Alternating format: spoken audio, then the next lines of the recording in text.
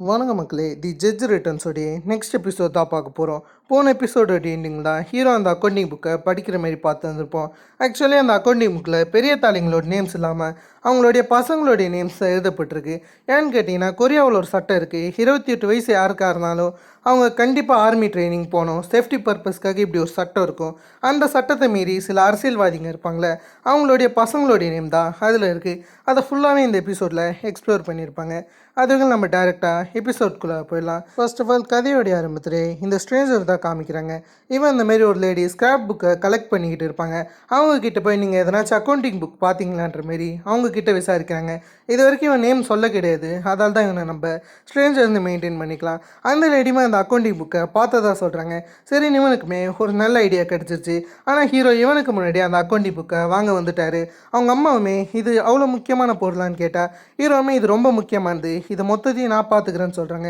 அவங்க அம்மா இது ரொம்ப ஆபத்தான்னு கேட்டால் ஹீரோ அது எதுக்கு ஆன்சர் பண்ணாமல் யாருனாச்சும் இந்த அக்கௌண்டிங் புக்கை தேடி வந்தாங்கன்னா கண்டிப்பாக நீங்கள் அவங்கக்கிட்ட இந்த இன்ஃபர்மேஷனை சொல்லாதீங்க, இதை மொத்தத்தையுமே நான் பார்த்துக்கிறேன்னு ஹீரோ அவங்க அம்மாவுக்கு எச்சரிக்கை தந்துட்டு அந்த இடத்த விட்டு போக இதை தூரத்துலேருந்து யாரோ ஒருத்தவங்க பார்க்குற மாரி காமிக்கிறாங்க. இன்னொரு பக்கம் நாயோனை காமிச்சா இவங்க அப்பா மேலே திருட்டு பட்டம் போட்டிருப்பாங்களே, அதில் கியோங்ஜான் பேலஸில் எதனாச்சும் திருடு போச்சான்னு இவங்க செக் பண்ணும்போது அதை பற்றி எந்த இன்ஃபர்மேஷனும் கிடையாது. அதில் இவங்க ஹீரோவுக்கு கால் பண்ணலான்னு இருக்கும்போது ஹீரோவே கால் பண்ணி இப்போது இவர்கிட்ட முக்கியமான ஒரு விஷயம் இருக்கான், அதுக்காக அவங்க இருக்கிற லொக்கேஷனை இவருக்கு ஷேர் பண்ண சொல்கிறாரு. சரி, நாயோனுமே அவங்க இருக்கிற விஷயத்த ஷேர் பண்ண அதான் ஹீரோவும் நாயோனை பார்க்கலான்னு இருக்கும்போது திடீர்னு அந்த ஸ்ட்ரேஞ்சர் அட்டாக் பண்ண ஆரம்பிக்கிறான். இப்படியே சண்டைகள் போகும்போது தான் ஹீரோவுக்கு கடைசி இந்த ஸ்ட்ரேஞ்சர் யாருன்னு ஞாபகம் வருது. 2035 இந்த ஸ்ட்ரேஞ்சர் தான் ஹீரோவை கொலை பண்ணியிருப்பான். அது மட்டும் இல்லாமல் ஹீரோவை தாக்கவும் சேர்ந்துருந்துருப்பான். அதெல்லாம் இந்த இடத்துல ஹீரோவுக்கு ஞாபகம் வந்து அது நீதான்றமே சொல்லிக்கிட்டு அவனுக்கு ஒரு சின்ன ஆட்டத்தை காமிச்சு எப்படி அவன்கிட்ட இருந்து அசால்ட்டாக தப்பிச்சிட்டாரு. அந்த சமையல் தான் ஜங்ஹோ கால் பண்ணுறாரு. ஹீரோவை என்னன்னு கேட்டால் இப்போதைக்கு ஒன்சேசம் கூட சேர்ந்து சில ஆட்கள் திருடி இருந்திருப்பாங்களே, அந்த ஆட்களை ஜங்ஹோ கண்டுபிடிச்சிட்டாரா, அவங்கள யாரோ ஒருத்தவங்க கடத்தி வச்சுருக்காங்களா, இவங்கள வச்சு என்ன பண்ணுறதுன்னு ஜங்ஹோ கேட்க அந்த இடத்துல ஹீரோ அவங்கள போலீஸ் ஸ்டேஷன் கிட்ட ஒப்படைச்சிரு, போலீஸ்கிட்ட போய் மொத்த உண்மையுமே சொல்லுன்னு சொல்ல இதை கேட்ட ஜங்ஹோ சரின்னு சொல்லிட்டு அவங்கள போலீஸ் ஸ்டேஷனுக்கு அனுப்பிச்சு வைக்கிறாரு. அவங்களுமே மொத்த உண்மையுமே ஒத்துக்க இப்போது ஹீரோ இந்த அக்கௌண்டிங் புக்கை வெளியே ரிலீஸ் பண்ணலான்னு இருக்காரு. அதோட இதை பற்றின மொத்த இன்ஃபர்மேஷனுமே நான் எனக்கு தெரியுதுன்னு சொல்லிட்டு அவங்க கிட்ட அதை காமிக்க சரின்னு அவங்களுமே அதை பார்த்து ஒவ்வொன்றையும் படம் பிடிச்சிக்கிறாங்க. அந்த இடத்துல ஹீரோமே இதான் குவாங்ஷன் பேலஸ்லேருந்து திருடு போன ஒரு பொருள், இதை இப்போதைக்கு நீ ரிலீஸ் பண்ண வேண்டியதாக இருக்கும், மற்ற விஷயங்களை நான் பார்த்துக்கிறேன்னு சொல்கிறாரு. இந்த பக்கம் நாயனை வச்சு ஒரு காயை நகர்த்திறாரு. அதுபடி இவருடைய நெக்ஸ்ட் டார்கெட்டாக பேக் தான் இருக்காரு. ஏன்னா இந்த விஷயத்த இவர் பேக் கிட்டேயுமே சொல்லலான்னு இருக்காரு. ஆனால் கில்லர் ஹீரோவுக்கு முன்னாடியே அவருடைய ஃபேமிலி கிட்ட போயிட்டாரு. ஹீரோடைய அம்மா வந்து ஒரு ஜென்கே ஆடுதல் நடத்திக்கின்னு இருப்பாங்க. அந்த இடத்துக்கு இவர் போய் ஷின் கிட்ட என்ன சொல்கிறேன்னா, நான் இப்போதைக்கு ஒரு ஜென்கே ஆடல் தான் இருக்கேன், இங்கேருந்து தான் அவன் அந்த புக்கை எடுத்துன்னு போனான், எனக்கு தெரிஞ்சு இதை அவனுடைய ஃபேமிலி ரன் பண்ணுற மாரி இருக்குன்னு சொல்ல இதை கேட்ட ஷின்மே அதை பற்றி அசிஸ்டன்ட் கிட்ட விசாரிக்க சொன்னால் அவர் என்ன சொல்கிறேன்னா அந்த ஜென்கேடை ரன் பண்ணுறது ஹீரோடைய ஃபேமிலின்னு சொல்ல அது மூலயமா இந்த இடத்துல ஹீரோ கிட்ட தான் அந்த புக் இருக்குன்னு உங்களுக்கு தெரிஞ்சிருச்சு, அதில் ஹீரோ கிட்ட நீ போய் பேசி எனக்கு ஒரு முக்கியமான மீட்டிங் இருக்குன்னு ஷின் ஒரு மீட்டிங் போகிறாரு. அந்த இடத்துல மிகப்பெரிய பதவியில் இருக்கிற எல்லா ஆட்களுமே இருக்காங்க. அந்த இடத்துல இப்போதைக்கு மினிஸ்ட்ரி ஆஃப் ஜஸ்டிஸ்னு ஒரு பதவியை சூஸ் பண்ண போகிறாங்க. அதுக்கான ஒரு செலெக்ஷன் தான் அந்த இடத்துல ஏற்படுது. அதுக்கு நாமினேஷனாக இப்போதைக்கு யாரை கொண்டாந்துருக்காங்கன்னா ஹியோன்குன்னு கூடிய ஒரு ஆள், இவர் தான் ஃபியூச்சரில் மினிஸ்ட்ரி ஆஃப் ஜஸ்டிஸாக மாற போகிறாரா. இதுக்கு பேரலாகவே ஹீரோ காமிச்சா அவர்கிட்ட ஷின் பேச வந்திருந்திருப்பாரு. ஆரம்பத்தில் நார்மலாக கேஷுவலாக தான் இவர் பேசுகிறாரு. அப்படியே ஒரு ஹீரோ கிட்ட சில ஆஃபர்ஸை பற்றி சொல்கிறாரு. ஹீரோ இப்போதைக்கு சியோலுக்கு போகணுன்றது தான் எண்ணமாக இருக்கும். ஏன்னா ஹீரோடைய ஃபேமிலியுமே அங்கே தான் இருக்காங்க. அதில் நீ சியாங்நாம் கோர்ட்டை விட்டு நான் ஸ்ட்ரெயிட்டாக உன்னை சியோல் கோர்ட்டுக்கு அனுப்பிச்சிடுறேன், அதை பற்றி நீ கவலைப்படாத, சியோலுக்கு நான் வேணும்னா டிக்கெட் எடுத்து தரேன், அதில் எங்களுக்கு தேவையான பொருளை உன்னால் தர முடியுமான்னு ஹீரோ கிட்ட கேட்டால் அந்த இடத்துல ஹீரோ இதில் ஃப்யூச்சரில் ஜஸ்டிஸாக மாறுற ஜுன்மேனுடைய நேமே அடிபட்டிருக்கு, அதில் நான் வேணா அவர்கிட்ட இந்த ஆஃபரை பற்றி கேட்குறேன்னு ஹீரோ டோட்டலாக மூஞ்சில் அடித்த மாரி அந்த ஆஃபரை மறுத்துடுறாரு. அதுவே இந்த பக்கம் ஷின் இருக்கார்ல, அவர்கிட்ட குவான்னு ஒரு ஆள் பேசிக்கிட்டு இருப்பார்.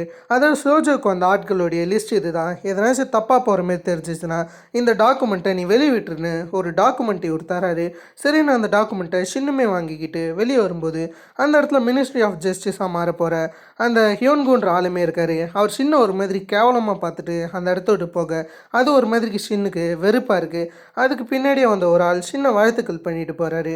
இதெல்லாம் நம்ம காமிச்சிட்டு இந்த பக்கம் ஹீரோ மொத்த புக்கையுமே ரிலீஸ் பண்ணலான்னு இருக்காரு.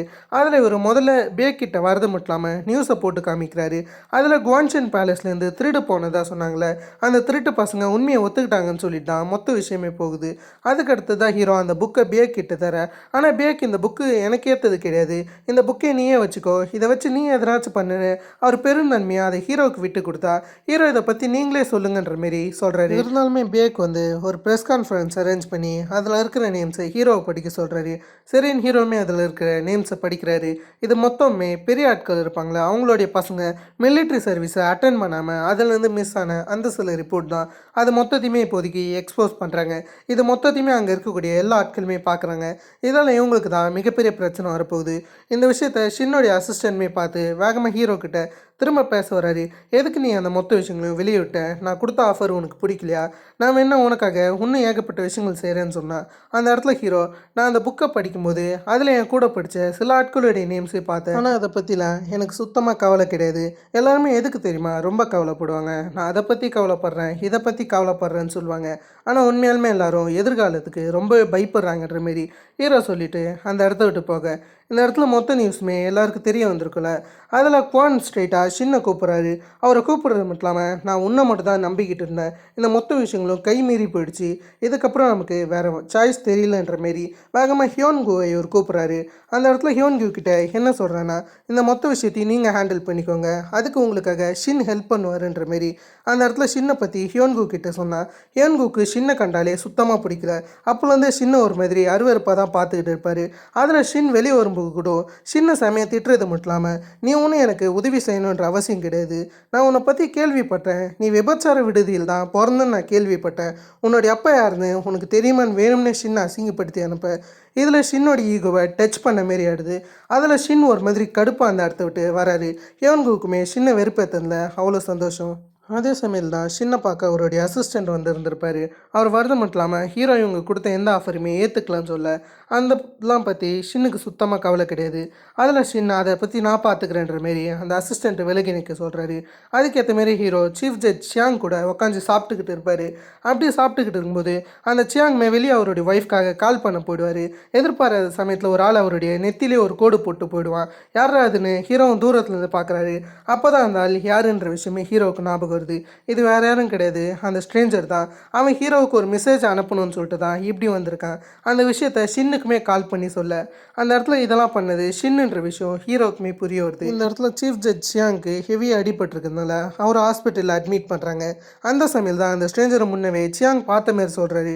அதாவது அந்த ஸ்ட்ரேஞ்சருடைய கேஸை இவர் எடுத்திருக்காரா, அந்த கேஸ் மூலயமா எதனாச்சும் பிரச்சனை வந்து தான் அவன் என்னை அட்டாக் பண்ணியிருப்பான்ற மாரி ஹீரோ கிட்ட சொல்ல அந்த விஷயத்தை ஹீரோ கேட்டுக்கிறாரு. அந்த சமயம் தான் இவருக்கு ஷின் கிட்ட அந்த கால் வரும். ஷின் ஹீரோவை பார்க்கணும்னு சொல்லிட்டு கூப்பிட்றாரு. ஹீரோவை சரின்னு பெருசாக எதுவும் பேசாமல் ஷின்னை பார்க்க போகிறாரு. ஹீரோடைய ப்ரீவியஸ் லைஃப்பில் ஷின் கிட்ட எந்த வித வார்த்தையுமே பேசாமல் ஹீரோ இறந்துருப்பார். ஆனால் இந்த சமயத்தில் ஷின் கிட்ட பேசும்போது தான் அந்த இடத்துல ஹீரோவுக்கு எல்லாம் ஞாபகம் வருது. அதாவது ஷின் ஒரு ஆர்ஃபனாக இருந்திருப்பார். சின்ன வயசுலேருந்தே அவர் அவங்க அம்மாவுடைய பாசத்துக்காக ஏங்கி இருந்திருப்பார். இந்த மொத்த விஷயங்களையும் ஹீரோ முன்னவே கேட்டிருந்திருப்பார் நியூஸ் மூலியமாக. அதை பற்றி இவருமே ஷின் கிட்ட கொஞ்சம் சிம்பத்தியாக பேசிக்கிட்டு இருக்காரு. ஹீரோவுமே இந்தமாரி சின்ன வயசில் எவ்வளோ கஷ்டப்பட்டேன்னு அதை ஷின் கிட்ட ஷேர் பண்ணிக்கிட்டு இருக்கேன். அதை பார்த்தோன்னே ஷின்னுக்கு அவருடைய ஞாபகம் தான் வருது. அதில் ஷின்மே அதுக்கப்புறம் மொத்தமாக டின்னரை ஃபினிஷ் பண்ணிவிட்டு இவங்க வெளியே நடந்துக்கிட்டு வராங்க. அந்த சமயத்தில் இவருமே, நீ எதுக்காக பிஏக்கை சூஸ் பண்ணனே எனக்கு இது வரைக்குமே புரியல, நான் உனக்கு அவ்வளோ ஆஃபரை கம்மியாக தந்துட்டேன், உனக்கு என்ன வேணும்னாலும் சொல்லு, அதை கண்டிப்பாக நான் முடிக்கிறேன்ற மாரி ஒரு மாதிரி இவங்க ரெண்டு பேரும் ஃப்ரெண்ட்ஸாக இருந்தால் பேசிக்கிட்டு வருவாங்க. அந்த சமயம் தான் எஸ் குரூப்போடைய சேர்மேன் இவருக்கு கால் பண்ணுவார்.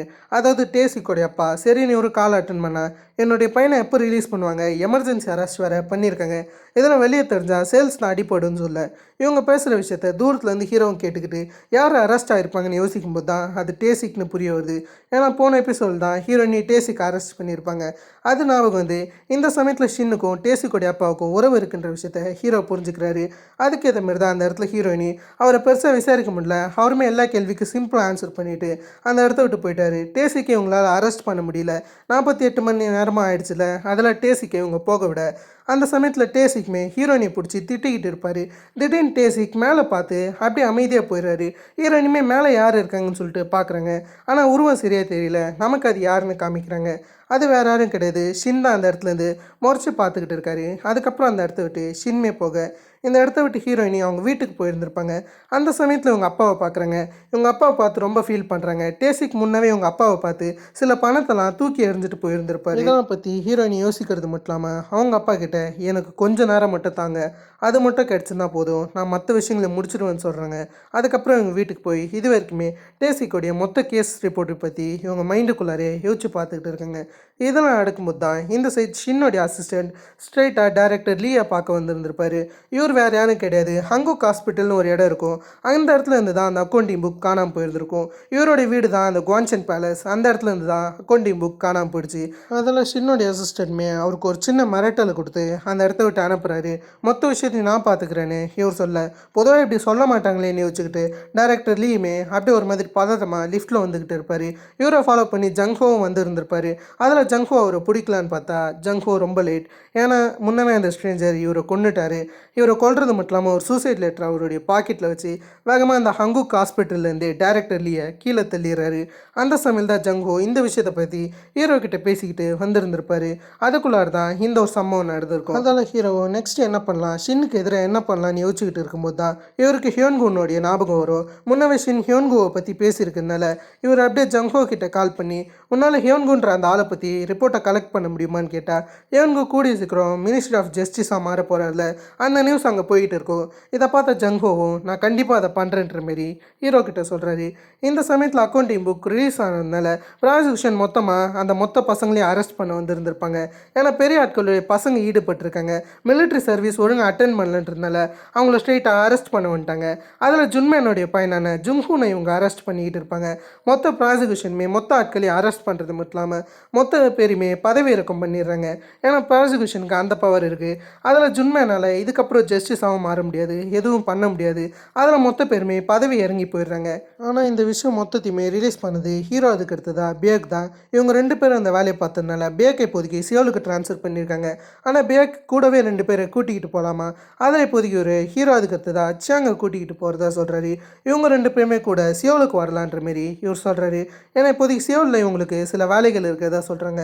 பேக்கை இப்போதைக்கு சியோலுக்கு ட்ரான்ஸ்ஃபர் பண்ணிட்டாங்க. அந்த ஒரு சந்தோஷம் ஹீரோவுக்கு இருக்க செய்து இவங்க சியோலுக்கு போகக்கூடிய விஷயம் ஷின்னுக்குமே தெரிய வந்திருக்கும் அசிஸ்டன்ட் மூலியமாக.